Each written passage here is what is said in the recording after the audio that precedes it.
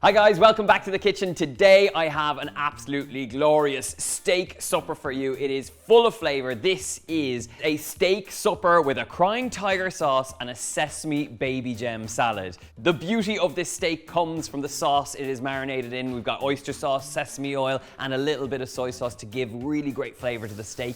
We have a nice thick cut steak which is going to get thinly sliced and served alongside a gorgeous sesame baby gem salad. To bring it all together, a crying tiger sauce, which is this super spicy acidic sauce that is booming with flavor and is perfect to serve alongside your steak.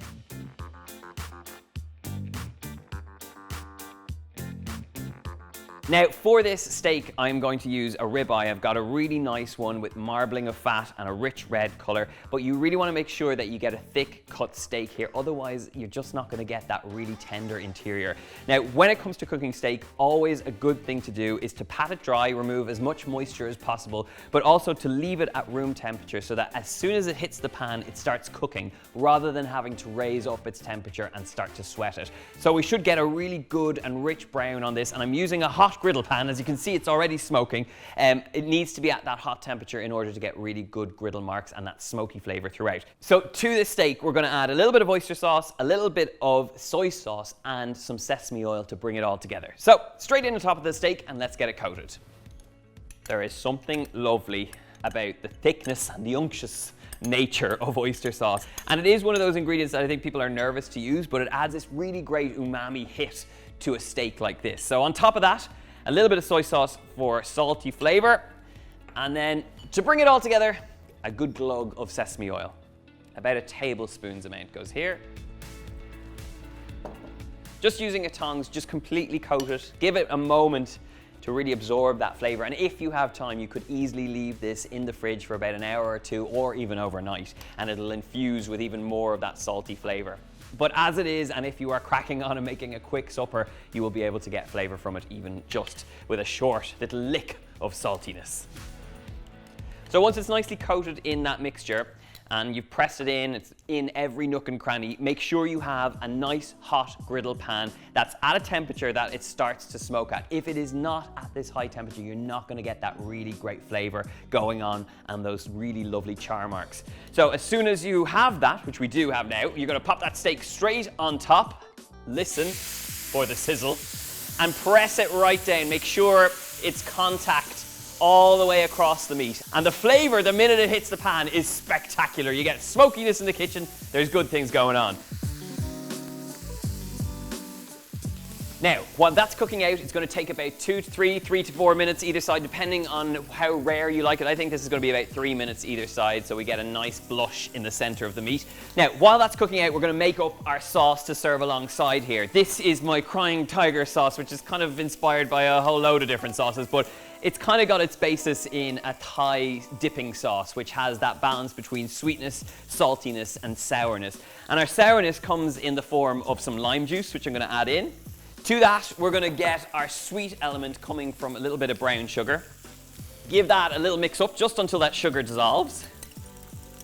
The steak is lovely as it is, but you add this and you dip those lovely tender pieces of meat into it, and it's just next level. So once you have the sweetness and the sourness, we need the saltiness, which comes in the form of a little bit of fish sauce that goes in. And again, with any dressing or sauce like this, it's really important that you taste as you go. So once you have that mixture of salty, sour, and sweet, get in there and just give it a quick taste. And for me, that's really good. You've also got that sweetness and the saltiness going on. So to this, I want to add a little bit of spice in the form of some chili flakes. If you had some fresh chopped chili, go for that as well. I have some chopped coriander, which I'm going to add in. I've just used the stems of the coriander that I've added in there, and some spring onions as well.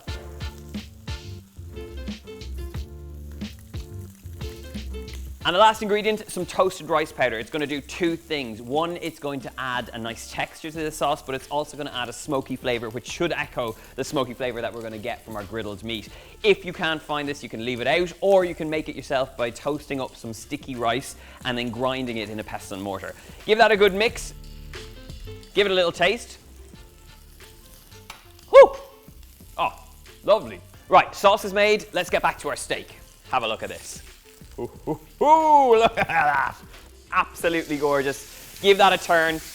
Now we are cooking. I mean, The great thing about these griddle pans is they do give you that smoky flavor that you'd get on a barbecue all within your kitchen, so they're worth investing in.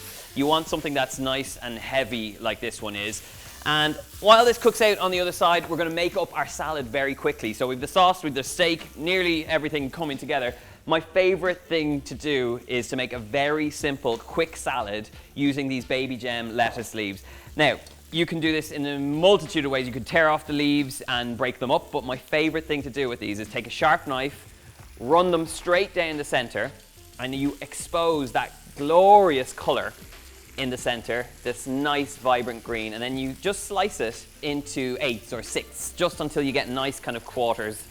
So grab up your baby gem, pop them into a bowl, and now it's just a case of dressing this really easily with a little touch of some sesame oil.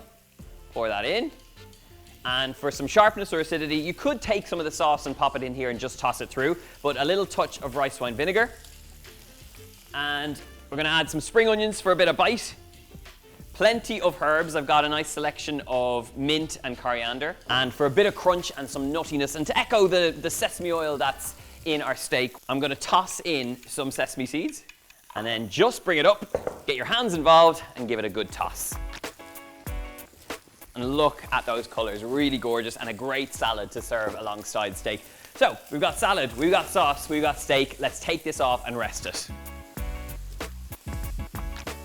Oh yeah, look at that. Really gorgeous char marks. This is now ready to rest. Have a look at that. Gorgeous.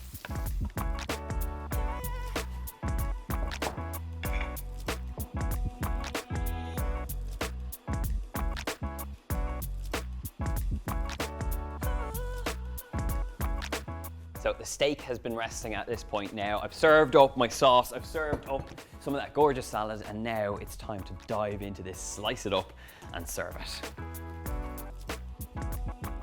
Just look at that. I mean, it's an absolute thing of beauty. When you've cooked a really good steak, there's nothing left to do but just to dive in.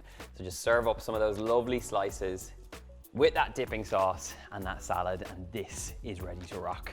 This is a supper that is ready to be served up. If you want the full recipe, as always, it is in the box below over my website. Ring the bell, subscribe, and leave me a comment letting me know if you're gonna try this very, very tasty dish. But for me, all that's left to do is tuck in to a little bit of steak, a little bit of sauce, and I am happy out.